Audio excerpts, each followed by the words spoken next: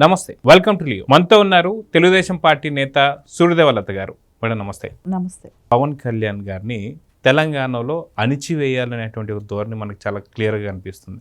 వాస్తవానికి రెచ్చగొట్టింది జగన్మోహన్ రెడ్డి సంబంధించినటువంటి స్క్రిప్ట్ చదివి ప్రొఫెసర్ నాగేశ్వరరావు రెచ్చగొట్టాడు. దాని తర్వాత అప్పుడు పవన్ కళ్యాణ్ గారు రియాక్ట్ అయ్యి అమిత్ షా మీద వ్యాఖ్యలు చేసే అంత దమ్ముందా అని చెప్పి మాట్లాడడం, తర్వాత మళ్ళీ కవిత దానికి రెస్పాండ్ అవ్వడం, తర్వాత ఇప్పుడు చూస్తున్నాం ఎన్ని పరిణామాలు జరిగాయి.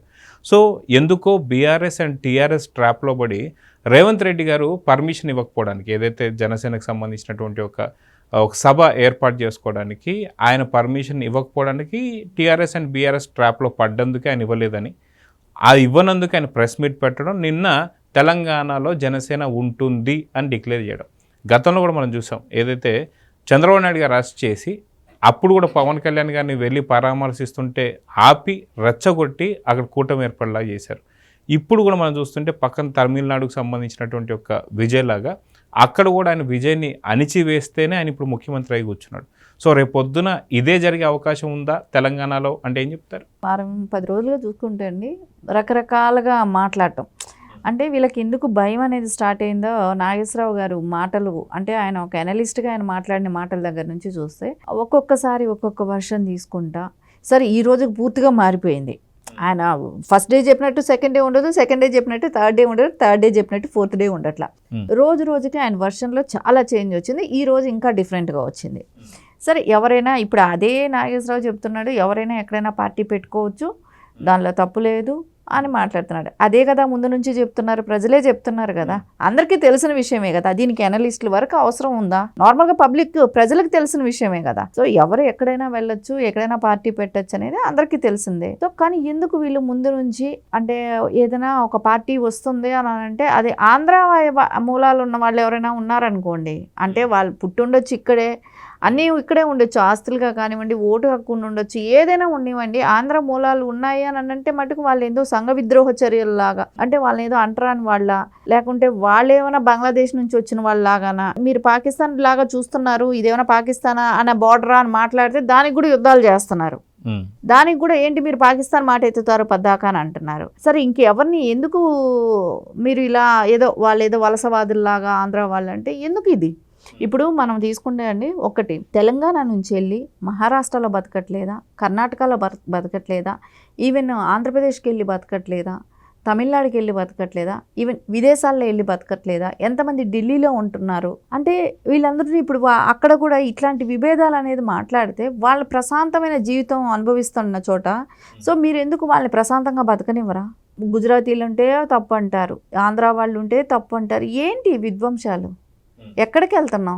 అంటే అమెరికా లాంటి పెద్ద పెద్ద దేశాల్లోనే ఇండియన్స్ ఏదైతే ఉన్నారో వాళ్ళ ఉన్నటువంటి ఒక పర్సంటేజ్ కూడా ఎక్కువ. అమెరికా లాంటి దగ్గరనే వాళ్ళకి ఎటువంటి నియంత్రణ లేనప్పుడు ఇండియాలో, మన దేశంలో, మన రాష్ట్రాల మధ్యన ఈ విభేదాలు ఎందుకని సృష్టిస్తున్నారు? అది కాక మనం చూసుకుంటే అటు ఆంధ్ర కావచ్చు, ఇటు తెలంగాణ కావచ్చు, ఇది విడిపోయి 50 సంవత్సరాలు 60 సంవత్సరాలు అయ్యి ఉంటే అది వేరు. 50 సంవత్సరాలు 60 సంవత్సరాల తర్వాత వచ్చి మళ్ళీ ఆంధ్ర వాళ్ళు తెలంగాణలో పార్టీలు పెట్టడమో లేదంటే వాళ్ళు ఏదైనా బల ప్రదర్శన చూపిస్తే అది వేరు. కానీ విడిపోయిందే నిన్నగాక మొన్న ఆ పార్టీలు ఏదైతే మీరు ఇందాకన్నట్టు జనసేన కావచ్చు, టీడీపీ కావచ్చు, ప్రజారాజ్యం కావచ్చు, ఇలాంటి అన్ని పార్టీలకు సంబంధించి వాళ్ళు ఉనికి పోసుకుంది తెలంగాణలో. కానీ ఇప్పుడు తెలంగాణకు రావద్దు అని చెప్పేసి అనడం, కానీ బీఆర్ఎస్ పార్టీకి సంబంధించి లేదా కాంగ్రెస్ పార్టీకి సంబంధించి మూలాలన్నీ కూడా ఆంధ్రాలో కనిపిస్తున్నాయి. సో ఇక్కడున్న వాళ్ళు అక్కడ ఉండొద్దు, అక్కడ ఉన్న వాళ్ళు ఇక్కడ ఉండొద్దు అనేది ఏమైనా రూల్ ఏమైనా ఉందా అంటే ఏం చెప్తారు? మీరు టీడీపీ గురించి చెప్తున్నారు కాబట్టి టీడీపీలో అంటే ఉమ్మడి రాష్ట్రంలో కూడా అంటే పరిపాలన కూడా చూశారు, తెలంగాణ ప్రజలు చూశారు, ఆంధ్రప్రదేశ్ ప్రజలు చూశారు. ఎన్టీఆర్ గారి దగ్గర నుంచి తీసుకున్నా, ఈవెన్ చంద్రబాబు నాయుడు గారు తీసుకున్నా, సో ఎక్కడ డెవలప్ బాగా చేశారు టీడీపీ గవర్నమెంట్లో, జాయింట్ స్టేట్లో ఎక్కడ బాగా డెవలప్ అయింది అనేది చూస్తే ఖచ్చితంగా తెలంగాణలో. సో ఆంధ్రప్రదేశ్ వాళ్ళు కూడా అప్పట్లో అందరూ అనేవాళ్ళు ఏంటి అన్నీ తీసుకెళ్ళి హైదరాబాద్లోనే పెడుతున్నారు అనే మాట కూడా అనేవాళ్ళు. కానీ ఎందుకు చేశారు? అంతా కలిసి ఉన్నాము, ఆంధ్రప్రదేశ్లో ఆ భేషభావం అనేది ఉండకూడదు, అన్ని చోట్ల డెవలప్మెంట్ అనేది ఒక మహానగరాన్ని అంటూ రెడీ చేసిన తర్వాత మళ్ళీ మిగతా అన్ని చోట్ల వచ్చి ఉండేది. కానీ అవన్నీ కూడా ఇప్పుడు నారా చంద్రబాబు నా ప్రాంతమే అభివృద్ధి చెందాలని చెప్పి ఆయన తీసుకెళ్ళలేదు. ఎన్టీఆర్ గారు కూడా నా ప్రాంతంలోనే ఉండాలని చెప్పి ఆయన ఎప్పుడు చేయలేదు. తెలంగాణలో ఏదైతే మంచి జరుగుతుంది అనేది పటేల్ పట్వారీ వ్యవస్థ కాడి నుంచి తీసుకుంటే మండలిక వ్యవస్థ కానివ్వండి, ఇవన్నీ కూడా ఆ రోజున టీడీపీయే చేసింది. మీకు అది కూడా టీడీపీ చేసింది. అదేలాగా కూడా తెలంగాణ ప్రజలందరూ కూడా టీడీపీకి అదే రకంగా పట్టం కట్టేవాళ్ళు. అంటే టీడీపీ అంటేనే తెలంగాణ నుంచే ఎక్కువ స్థానాలు కూడా వచ్చేది, ఎమ్మెల్యే స్థానాలు కానివ్వండి.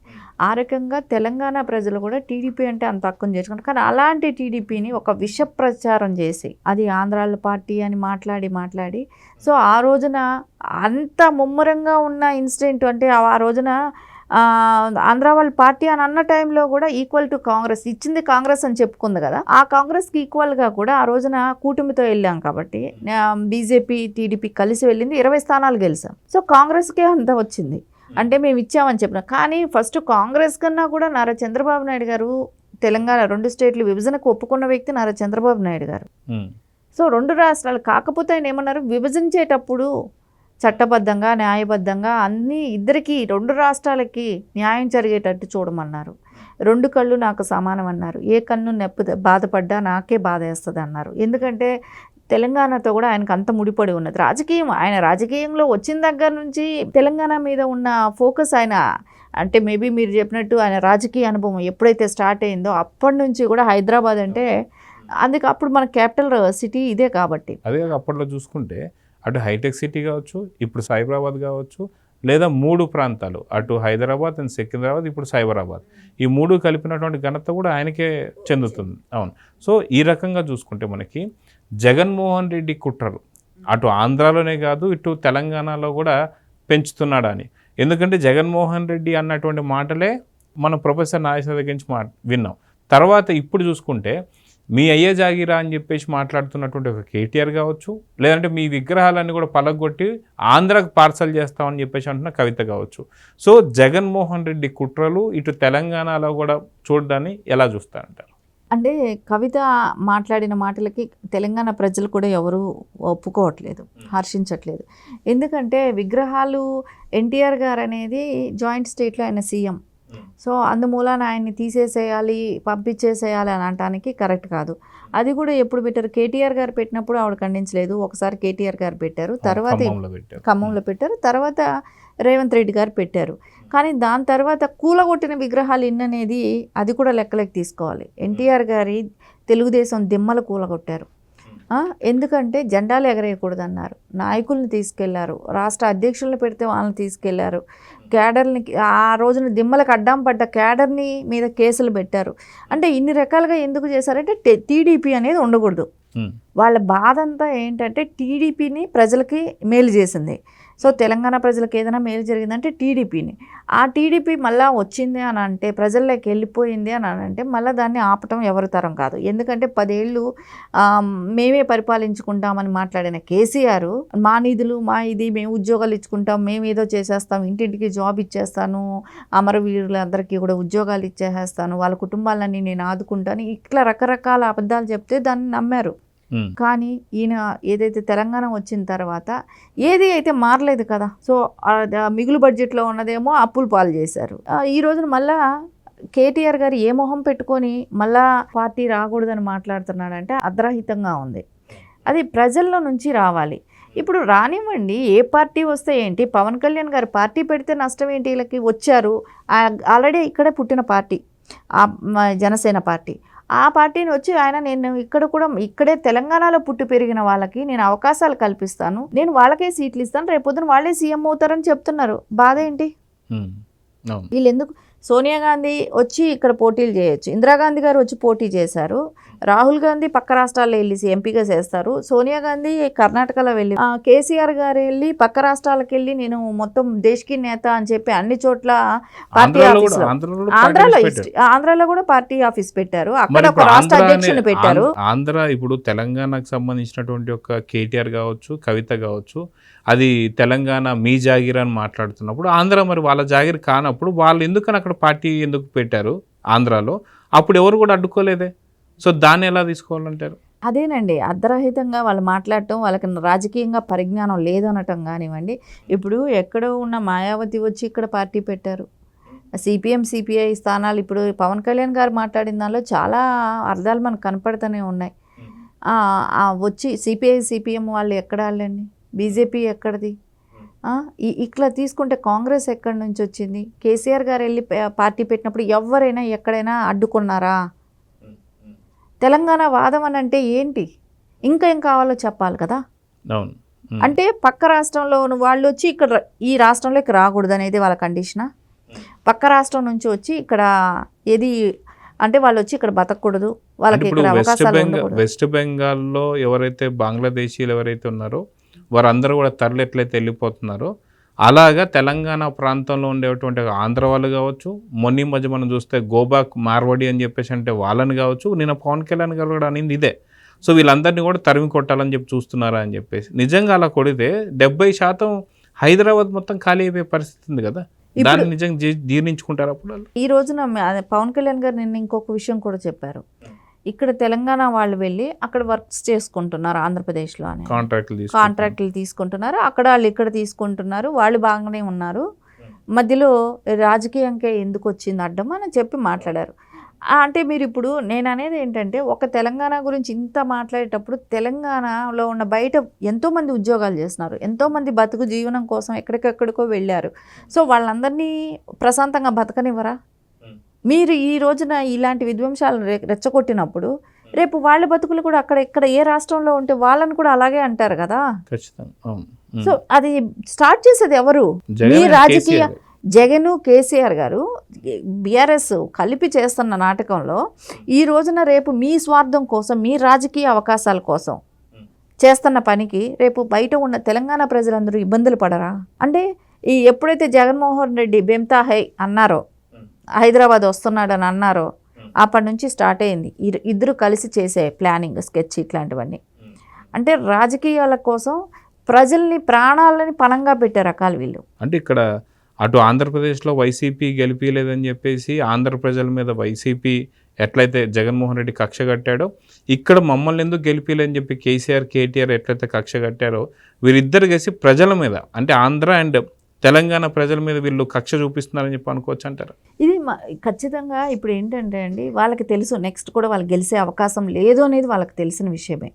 ఎందుకంటే 10 సంవత్సరాలు తెలంగాణలో బీఆర్ఎస్ ఏం చేసిందని ప్రజలకు తెలుసు. ఇచ్చిన అవకాశంలో వాళ్ళు ఏ రోజు ప్రజలకి మేలు చేయలేదు. సో అప్పుల పాలు చేయటమే కానివ్వండి, ఎవరైతే చనిపోయారో ఉద్యమంలో చనిపోయిన కుటుంబాలను ఆదుకునిందే కానివ్వండి, ఇప్పటి వరకు కూడా శిలాపలకం మీద కూడా అమరవీరులకి నివాళులు అర్పించలేని పరిస్థితిలో ఉంది తెలంగాణలో. అలాంటిది ఇంకా వచ్చి వేరే ఏదో చేస్తారంటే నమ్మేటట్లేరు. సో ఇంకా తెలంగాణ సెంటిమెంట్ పెట్టుకొని ఇంకా బతకాలి, ఇంకా మేము ఏదో ఆస్తులు కాజేయాలనుకుంటే నమ్మేటట్లేరు.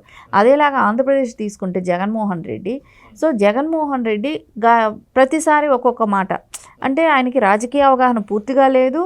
అది లేకపోగా కూడా రెచ్చగొట్టేదే కానివ్వండి. మనం చూసాం ఏంటి విగ్రహం, రాజశేఖర రెడ్డి గారి విగ్రహాన్ని తల తీసేసేయటాలు వాళ్ళ పార్టీ వాళ్ళే చేయటం. సో ఇవన్నీ కూడా ఏంటంటే ఈ పైశాచికంగా చేస్తున్న పనులు మూలాన రేపు పొద్దున విధ్వంసాలు రెచ్చగొట్టడం, ఒకళ్ళొకళ్ళు కొట్టుకోవటం, నరుక్కోవటం, చంపుకోవటం, అది కూడా కానీ ఆయన ఓపెన్గా రప్ప అనే పోస్టర్లతో కూడా వేయటం కానివ్వండి. దీని మూలాన మావిగన్నని కానివ్వండి, ఇట్లా రకరకాల అంటే రాజకీయంగా ఒకసారి గెలిచే వరకే రాజకీయాలు చేస్తారు. గెలిచిన తర్వాత కూడా ఆయనకి ఎంతసేపు క్రైమ్ మీద ఉన్నంత ఫోకస్ ఇంకా వేరే దేని మీద. మీరు చూడండి అదే బీఆర్ఎస్ వాళ్ళు బొల్లా బ్రహ్మనాయుడు ఈ రోజున ఇంత కాజేశాడు, 10 ఎకరాలు 1000 కోట్లు. దాని గురించి ఈ తెలంగాణ సోకాళ్ళు ఇంతమంది మాట్లాడుతున్నారు. వైసీపీ మాజీ ఎమ్మెల్యే వినుకొండ ఎమ్మెల్యే కాజేసిన దాని గురించి ఒక్కళ్ళు మాట్లాడుతున్నారా? అంటే వాళ్ళకు కూడా షేర్ ఉందేమో. అది ఖచ్చితంగా తెలుసుకోవాలి. ఇప్పుడు తెలంగాణ ప్రజలు ఇప్పుడు నిధులు నియామకాలకి మేము అడ్డుకట్ట వేసి కాపాడుతామని అన్నారు కదా. అడ్డుకట్ట వేసి ఎవరైతే కాజేశారో వాళ్ళ గురించి ఎందుకు మాట్లాడలేదు? అదే బీఆర్ఎస్ నాయకులు కౌంటర్ ఇవ్వచ్చు కదా, ఎందుకు ఇవ్వట్లేదు? అంటే జగన్మోహన్ రెడ్డికిను కేటీఆర్ గారికిను కేసీఆర్ వీళ్ళకున్న దోస్తా కవిత గారు ఎందుకు మాట్లాడటం లేదు? నేను తెలంగాణకి కంచుకోటలాగా అమ్మలాగా ఉండి కాపాడుతాను, తెలంగాణ ప్రజలందరూ నాకు బిడ్డలే అని చెప్పి మాట్లాడుతుంది కదా, ఆవిడెందుకు ఖండించట్లేదు? ఈయన నాగేశ్వరరావు గారు ఎందుకు దాని గురించి మాట్లాడటం లేదు? అసలు దాని మీద ఒక్క వీడియో చేసిన పాపం పోలా వీళ్ళు. ఎవరైతే ఈ సోకాళ్ళు మొత్తం జర్నలిస్టులందరూ మాట్లాడారో, మీరు పార్టీలు పెడితే చంపుతాం, నరుకుతాం, తొక్కుతాం అని మాట్లాడుతున్నారో, ఇలా కబ్జా చేసి తిని గవర్నమెంట్ని మోసి పోలీసులు ఎదుగుతున్నారు, అతను దొరకట్లేదు. సో అతన్ని ఎవరు వీళ్ళే దాచారేమో ఈ మధ్య. ఇక చెప్పాలంటే ఇంకా వీళ్ళే దాచి ఉంటారు. ఎందుకంటే అతని గురించి ఒక టాపిక్ బయట రావట్లేదు, అతను ఎక్కడున్నాడో తెలియట్లేదు, అతని గురించి కూడా మాట్లాడటం లేదు. సో నువ్వు నిజంగా తెలంగాణకి మంచి చేద్దాం అనుకున్న వాళ్ళైతే దాని గురించి మాట్లాడండి. సో తెలంగాణ సొమ్ములు కాజేయకుండా కాపాడాలంటే దాని గురించి మాట్లాడండి.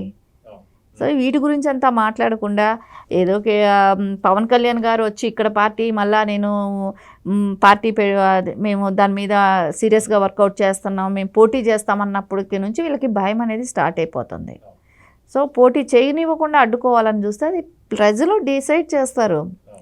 లెట్ మీ డిసైడ్ పబ్లిక్, అంతేగాని వీళ్ళెవరండి? సో చూద్దామండి. ఖచ్చితంగా ఎప్పుడైతే మే 10వ తారీఖున అటు నరేంద్ర మోడీ గారు రావడం, అటు పవన్ కళ్యాణ్ గారిని చంద్రబాబు నాయుడు గారిని కలవడం, అప్పటి నుంచే కేసీఆర్ ఫ్యామిలీలో మాత్రం చాలా పెద్ద ముసలం అయితే పుట్టింది. మొత్తానికి ఏం చేయబోతున్నారు ఏంటి అనేది చూద్దాం. మరి నమస్తే. నమస్తే. Please subscribe to Leo news for more videos.